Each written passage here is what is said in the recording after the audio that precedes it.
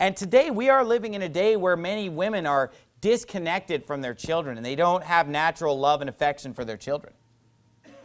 And this is a sign of the times that we're living in. And it's a sign of ungodliness. Because a righteous woman, a godly woman, loves and has affection for her children. And is not like the ostrich, the fool that would just, forget about them and just not take care of them and not feed them. So, what do we see here about the ostrich? What is she doing to show that she doesn't care about the child? First of all, she drops it off and just doesn't really realize that bad things can happen and just doesn't really care.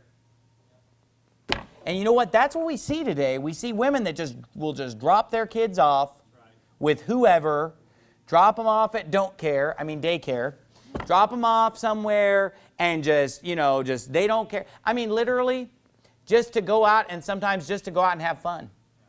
Just to go out and party, just to go out and have just leaving the kids with this person, leaving the kids with that. Now, let me explain something to you.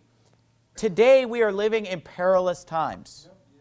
And in the perilous times that we live, you can't just drop your kids off with people that are strangers. This is my standard. I don't let my kids out of my sight or my wife's sight. And, I leave them with my mother.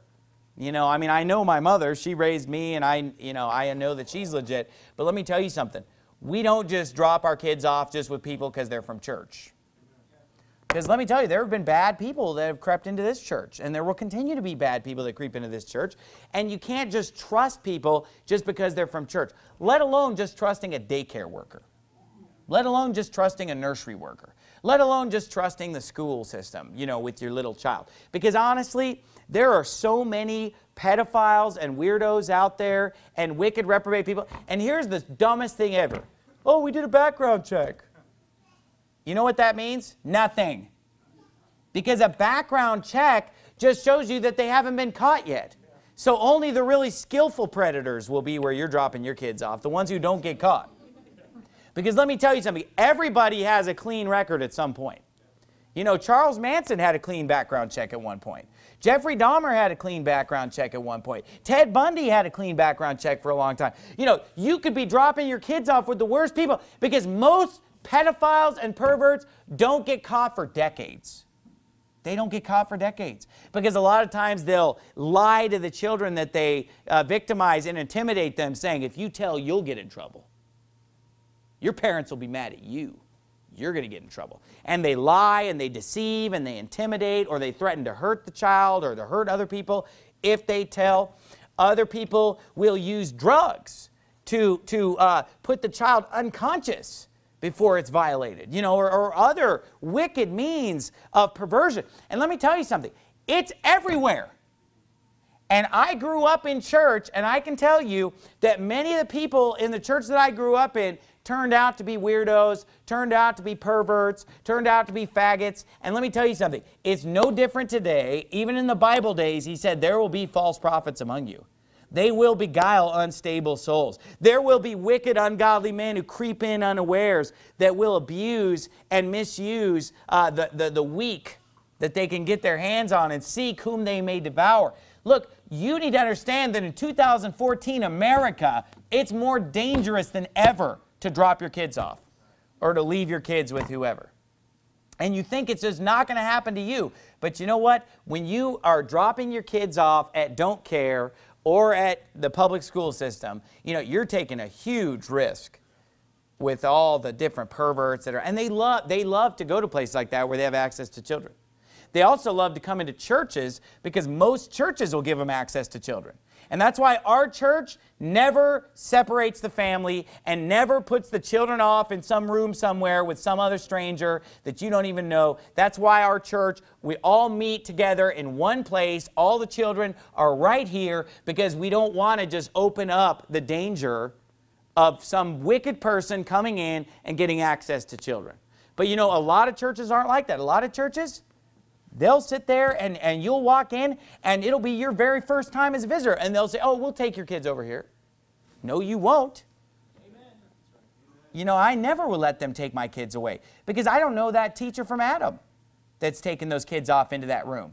And, oh, but we did a background check. Meaningless. Meaningless. Background checks are just going to show you the ones who've been caught. There have been many, of course, who've not been caught, who are yet to get caught. They usually get caught 10 or 20 years later, or it could be the first offense. I don't want my kid to be the first offense. And so we don't want to... Sit down. What are you doing? Have a seat. And so we don't want to sit there and take that kind of a risk with our children, because our children are too important to us. They're too precious for us to just drop them off with your... But you know, the ostrich mentality, and what is the ostrich also known for? Somebody help me out. Speed? That's true, but that's not what I was looking for. What do ostriches do when they're scared? They stick their head in the sand. And here's the thing. The ostrich mentality of today sticks its head in the sand and says, oh, no, daycare's safe. No, dropping my kid off at the public elementary school is safe. Kindergarten's safe. It's all safe. They've done a background check in the junior church and in the nursery. Safe. Yeah, and then basically you don't know that the wild beast is going to crush them. You know, you don't realize that they are going to be victimized. Listen to me. Don't be an ostrich Christian today. You need to be a woman who takes care of the child. And you know, that's why God ordained for the man to go to work and for the woman to stay home with the kids. Amen. That's what the Bible teaches. That women should be keepers at home, guide the house, and that a man should provide for his own. That's God's perfect will. Then you don't have to drop the kids off at all these different places and just send them off with whoever. Yeah, the wife can care for them.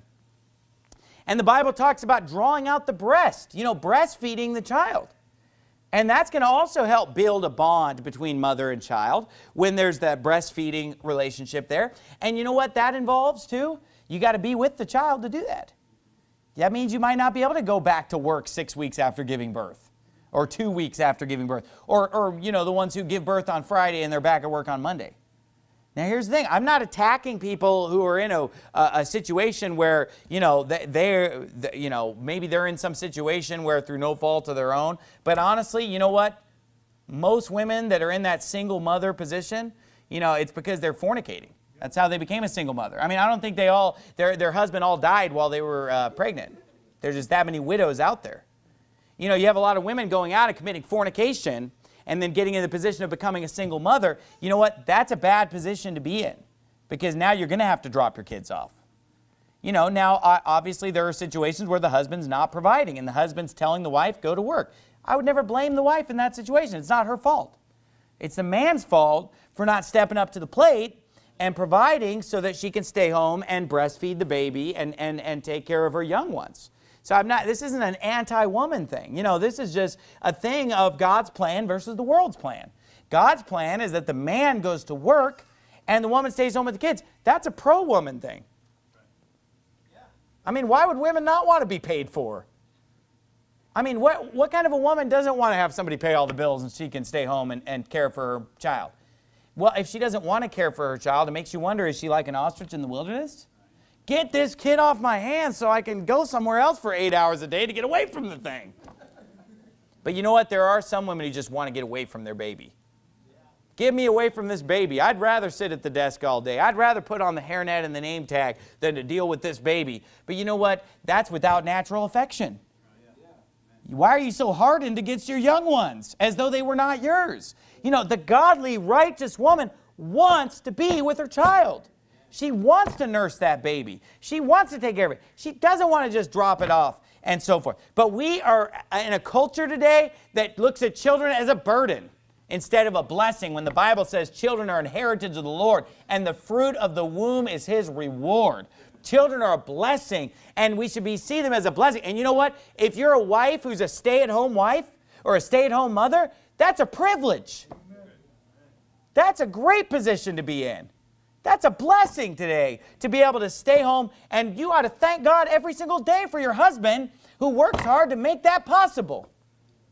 If you're a stay-at-home wife or a stay-at-home mother, your husband works to make that possible. God laid that out in His Word. Thank God for it. Why would you want to go to work if you don't have to? If you could do a meaningful job at home, such as cooking 3 awesome meals a day and nursing that baby, and taking care of the children and bringing them up in the nurture and admonition of the Lord. Get off this ostrich mentality that sticks its head in the sand and says, oh, the public school is going to do a great job raising my kids. Oh, yeah, they're going to be great at this Head Start daycare. You know what they're at that daycare doing? They're listening to Elton John and Ricky Martin all day. I did fire alarm systems in daycares. They were blasting Elton John and Ricky Martin, and all the girls are sitting around talking about, and those are both sodomites, by the way. All the girls are sitting around talking about their boyfriends and ignoring. Kids are screaming and crying, mucus running down their thick green snot running out of each nostril. They're screaming and crying. Nobody's caring for them. The baby's crying. They just put a blanket over it and just walk away and just leave it alone. I mean, seriously. It was like a horror show when I went to these daycares. I went to 8 daycares in one day. I was going around the city of Phoenix doing fire alarm inspections. And I went from daycare to daycare to daycare to daycare. And it just stank. It stank. Oh, the stench. And then just, listening to the inappropriate conversations that the workers were having, just these teenage girls having illicit conversations about their boyfriends. Talking about obscenity. Blasting Ricky Martin. Blasting Elton John, blasting all of this horrible, godless music. And then you just think, though, that they're going to be fine. They're still going to be alive when I pick them up at the end of the day. Well, you know what? There's more to life than that. How about singing the hymns? How about reading the Bible? How about the love and affection of a mother and father? These are the things that we need to have in the lives of our children. But